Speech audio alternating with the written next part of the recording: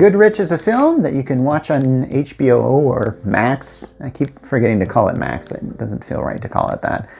But it stars Michael Keaton, who is a pretty good actor, man. I mean, not only was the guy Batman and Beetlejuice, but hey, he's been in a lot of other good films, and it seems like he always gives his 100%.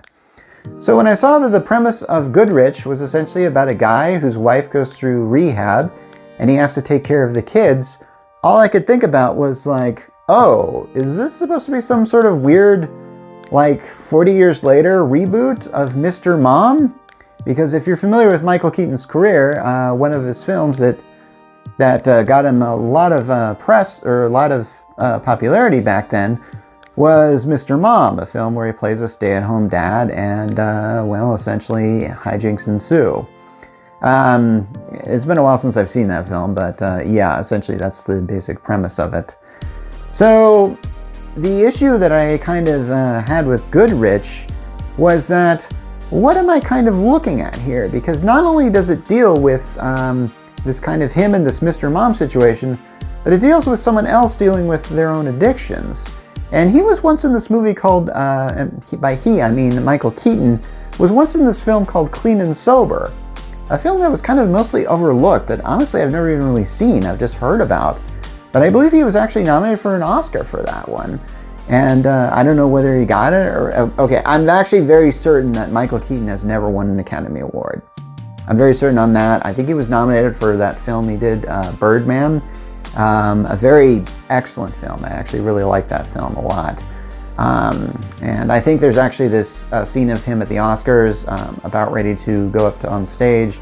And he has a speech ready for his acceptance speech, and he just has to put it away. And it's one of the most saddest things ever caught on camera. But you know how it is. The camera don't lie. So in this film, Michael Keaton, as you realize, is probably a pretty old guy right now. He's like got to be in his 60s or 70s by now. So when his wife needs him to take care of his kids are pretty young. And it's pretty much established that Keaton's character is on his second marriage. And what's interesting is his daughter from his first marriage, Mia Kunis, or played by Mia Kunis, you know, she's about to have a kid herself. And he doesn't really have a good relationship with her. And part of this film is just kind of showing this character, Goodrich, become a better person. And I kind of feel like this has like movie of the week energy. I don't really feel like the stakes are very high in this film. Now that's fine. You don't have to make a film where everything is falling apart at once and the entire world is being destroyed if only our hero can get things to come together. You don't have to make a film about that if you don't want to. In fact, actually, one of the things that's happening in the film is Goodrich is apparently some kind of, I don't know how to put it, an art dealer or something like that. He's an art gallery or something like that, and it's going belly up is essentially what's going on. He's obviously put a lot of hard work into it, and it's just not working out for him. And in the film, he's trying to get to know a really good artist, perhaps gets their work in there, and that at one point in time that deal looks like it's going to work out. And then at the last minute it falls through. And I realize I'm going to get into spoilers for this. But yeah, when Goodrich goes to take care of his kids, who are like, I don't know, 8 or 10 years old or something like that. And yeah, and they're... I've never really felt like... I felt like there were scenes missing here. Because I really felt like this character should melt down or break down. And there's scenes where he does have a temper tantrum, and you know, and he uses swear words in front of his kids, which is pretty much the only reason for the R rating in this film. I mean, you could have easily had him say other words, and this film could have been PG-13. I'm not really certain why they went that direction, but I mean, because this could have easily been a family film. I'm fine that they didn't go that direction, but at the same time, I kind of went like, you know, because here's the thing, we've all seen films like this before, where a character has to rise to a certain occasion, and then eventually they do. And there's scenes in which like he's spending time with his kids and he's having a terrible time just getting things going, and and at first but it never really feels like it's too much trouble for him. I feel like in most films like this, they really over dramatify this and they really make it look like this character is just going to be pulped by this thing.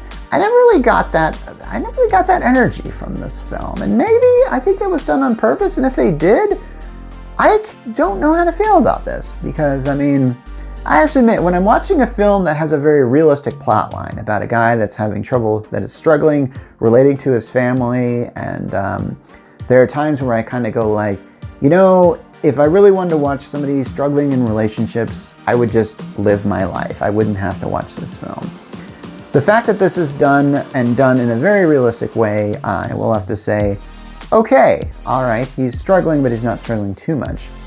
What is missing, I think, from this film is really pretty much from the get-go, where Michael Keaton receives a call from his wife, his second wife, and basically his second wife just says, "I'm in rehab," and apparently his wife was popping pills all the time, and he never even knew about this, which I actually kind of think is really interesting, that he was so oblivious about what was going on in his own life. And I also get the feeling like he never really saw his kids.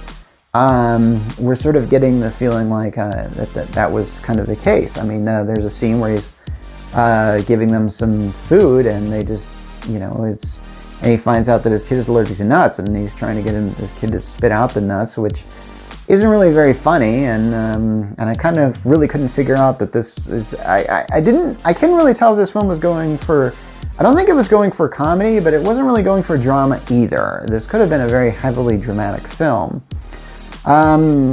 There are some really. I feel like a lot of these scenes are very well acted, though, which I have to admit. Okay, we've got a good quality there, especially when,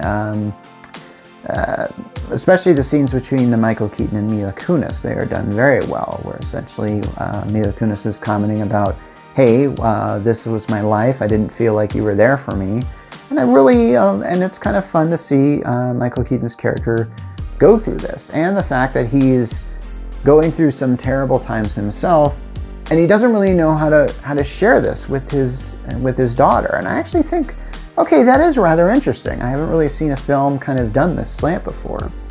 The biggest problem, though, I have is that I can tell that Michael Keaton is pretty well off in this thing. And I get the feeling like, yeah, his gallery is going down, but at no point, but he sounds like his plans are just to travel, and I'm going like, well, to travel you need money, so he must have some cash cushion or something like that. And you know, it's sad that his place of business that he's really loved working at it is going down, but dude, I think he's okay. It's kind of like that movie he was in, My Life, where he's essentially a Hollywood agent, so he is pretty rich, but he's dying of cancer and stuff like that. Which, by the way, that's a really good film if you haven't seen that film. There's a lot of really good Michael Keaton films that are just being overlooked. And I mean, the poor guy has to play Batman again I mean, come on. Anyway, so it feels like, I don't know, you're getting a lot of obscure or popular Michael Keaton films, and you're just kind of putting them in a blender, and I feel like that's going on.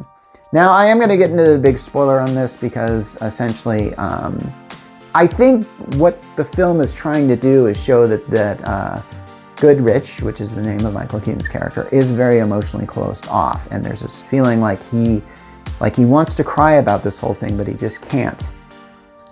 And I have to admit, when it gets to the end, where Mila Kunis has her kid, and he sees his grandchild for the first time, I have to admit this film does end on a very good note there, where I feel like, you know, and perhaps it gives us this idea of essentially like, okay, so one life dies, another life begins, and stuff like that. They don't say that because this is an Avatar, but I feel like that's the direction this film is going, and maybe you'll like this film. I had this film in the background while I was doing something else, and I'm not, you know, I'm not sad that I watched it. In fact, I'm glad that I watched it. I thought it was pretty decent. So I think you might find it decent too. If you like Michael Keaton, And if you're a fan of his body of work, this feels like kind of a pool together of all his work.